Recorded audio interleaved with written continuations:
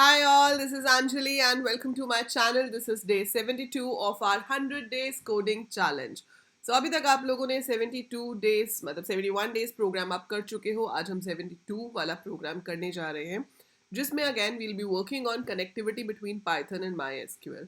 Last program में हमने किया था कि एसक्यूएल से डेटा रीड करके हम पाइथन के इंटरफेस में कैसे शो कर सकते हैं. आज हम करेंगे कि हम पाइथन में यूजर से डेटा इनपुट कर रहे हैं और उसको हम माई एसक्यूएल के टेबल्स में इंसर्ट कैसे करा सकते हैं. So that is what we are going to do. जैसे कि मैंने आपको बताया था कि डेटाबेस कनेक्टिविटी बहुत ही इंपॉर्टेंट होती है हर लैंग्वेज के लिए, एंड पाइथन में तो it is very easy and very very like simple to do. तो आपको बहुत ही कुछ चंद स्टेटमेंट्स लिखकर आपकी कनेक्टिविटी हो जाती है और आप ऑपरेशंस परफॉर्म कर पाते हैं. सो चलते हैं पाइचाम पे और देखते हैं कि किस तरह से हम इंसर्ट करेंगे. तो हमारा डेटाबेस जो हमने पिछली बार यूज़ किया था वो था नवंबर 20 NOV 20, जिसमें स्टूडेंट टेबल का डेटा हमने शो किया था. तो if I run this program I get this data displayed over here. ID 4 students का डिस्प्ले हो रहा है डेटा यहाँ पर. ये मेरा SQL है और मैं यहाँ पर आपको एक बार सेम चीज़ यूज़ करके दिखा देती हूँ. So we have this database active now. और अगर मैं यहाँ पे भी लिखती हूँ select star from student, right, तो ये 4 स्टूडेंट्स का डेटा यहाँ पर है. अब मैं चाहती हूँ यहाँ एक और स्टूडेंट ऐड हो जाए, लेकिन वो स्टूडेंट ऐड मुझे कहाँ से कराना है, यहाँ से. I want to insert from here. So how do we do that. So देखो, पहले के स्टेप्स तो सेम है आपके कि आपको कनेक्टर इंपोर्ट करना है, then you have to establish the connection. लेकिन अब जो क्वेरी है वो सिलेक्ट स्टार नहीं है. मुझे जो क्वेरी एग्जीक्यूट करनी है वो इंसर्ट इनटू होनी चाहिए, है ना. So it has to be insert into, जिसको आप एग्जीक्यूट करोगे. एक तो आपकी यहाँ क्वेरी चेंज हो जाएगी.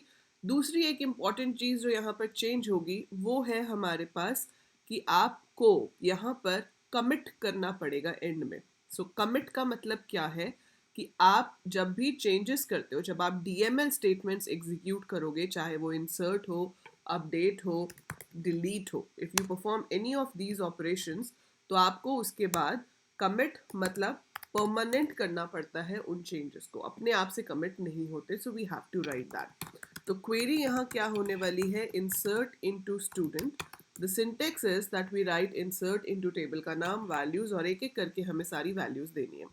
तो हम देख लेते हैं. हमको 3 वैल्यूज देनी है, ID, नेम और एज.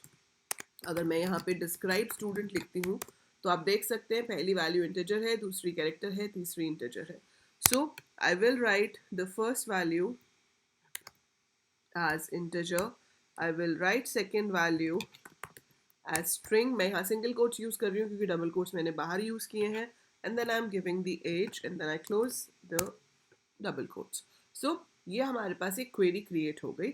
अब आप चाहते हो कि ये insert हो जाए, मतलब ये execute हो जाए. तो execute होने के लिए आपको चाहिए होते हैं cursors. तो आप यहाँ पर connection के ऊपर based एक cursor create करोगे. query फिर चाहे कोई सी भी हो, सिलेक्ट हो, इंसर्ट हो, अपडेट हो, डिलीट हो, एग्जीक्यूट वो कर्सर से ही होती है. ठीक है. So cursor 1 is equal to connection dot cursor. Cursor create हो गया. इसका मेथड हमेशा ही सेम रहता है, ऐसे ही क्रिएट करते हैं. पहले भी हमने ऐसे किया था, अभी भी ऐसे किया. अब आपको इसको एग्जीक्यूट कराना है कर्सर को. तो आप लिखोगे cursor 1 dot execute and you pass your query. Now we are passing the query. It does not return anything, तो हमें यहाँ पर fetch करने की ज़रूरत नहीं पड़ेगी. Select आपको fetch करके देता है, कर्सर फेच करके नहीं देता. जब आप इंसर्ट, अपडेट, डिलीट चला रहे हो, वो सिर्फ आपकी क्वेरी को एग्जीक्यूट करता है और डेटाबेस में चेंजेस हो जाते हैं. और वो चेंजेस को परमानेंट करने के लिए आपको लिखना पड़ता है connection dot commit. And then you can print student inserted successfully, right? So we can do this. Save this and now let's me execute this one. So अगर मैं इसको एग्जीक्यूट करती हूँ तो मेरे पास सिर्फ एक मैसेज लिखा आ जाएगा, स्टूडेंट इंसर्टेड सक्सेसफुली, क्योंकि यूजर से तो मैंने कुछ इनपुट कराया ही नहीं है. तो अगर मैं यहाँ पर जाकर अब सेलेक्ट स्टार फ्रॉम स्टूडेंट लिखती हूँ, you can see there is 5th student also inserted here, that is 191 Arya 18, है ना. अब दोबारा से अगर मैं इस प्रोग्राम को रन करूंगी तो प्राइमरी की वाला एरर आ जाएगा क्योंकि प्राइमरी की में डुप्लीकेट वैल्यूज नहीं हो सकती. बट ऑब्वियसली हम एक ही वैल्यू थोड़ी ना बार बार इंसर्ट करेंगे, उसी को क्यों बार बार इंसर्ट करते रहेंगे. यूजर से पूछ लेते हैं कि भाई क्या नाम है, क्या रोल नंबर है, वो सब पूछ के फिर अपनी क्वेरी बनाते हैं, है ना. That is the better way. तो आप यहाँ पर यूज़र से अपना वैल्यूज़ इनपुट करवा सकते हो। आप यूज़र को बोल सकते हो एंटर रोल नंबर या एडमिशन नंबर जो भी है, ठीक है। Then we can ask for the name,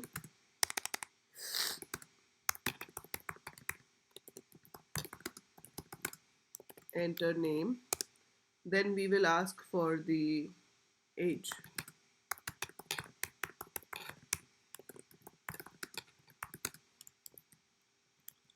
enter age, ठीक है।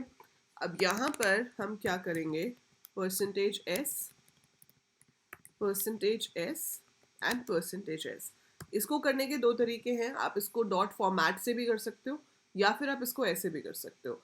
इसमें मैंने क्या किया कि परसेंटेज एस जो है वो बता रहा है कि यहाँ पे कोई वैल्यू आएगी, और वो वैल्यू क्या है वो मैंने यहाँ नहीं बताई।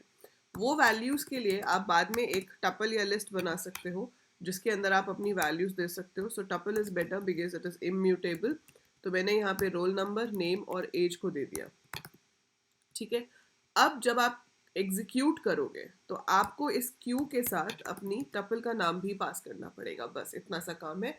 सो आप इसको कहीं पे भी क्रिएट कर सकते हो। Once this tuple is created, कितनी परसेंटेज ऐसे यूज़ किया मैंने यहाँ पे 3, तो यहाँ पे भी मैंने कितनी बार लिखा 3 values, roll number, name, age, और उसके बाद हम उसको यहाँ पर ऐड करा देते हैं।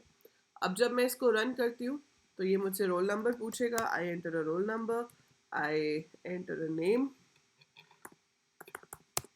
and I entered the age.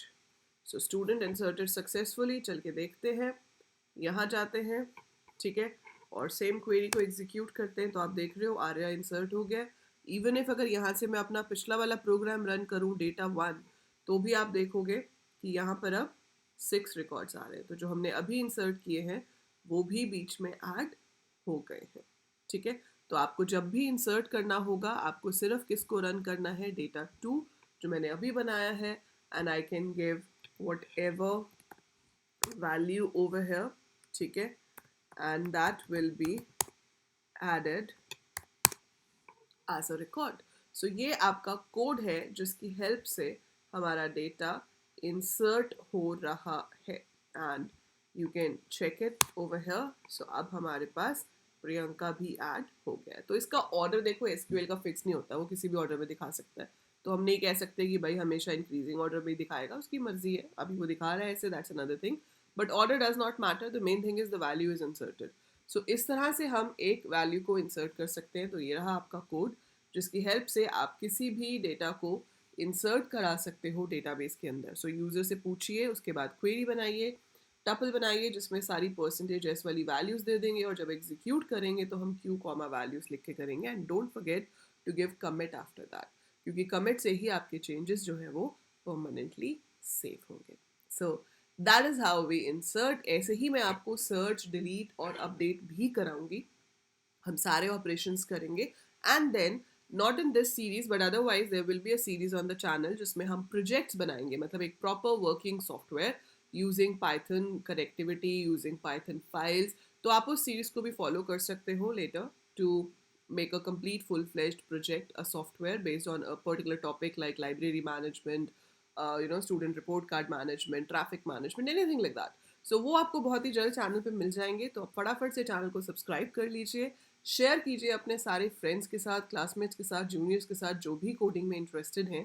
And या that is it for this video. Do leave a comment कि आपको प्रोग्राम समझ आया, वीडियो कैसी लगी, कोई फीडबैक है, कोई सजेशन है, do leave it in comments, and do like the video before you leave. I'll see you in the next video. Till then, take very good care of yourself.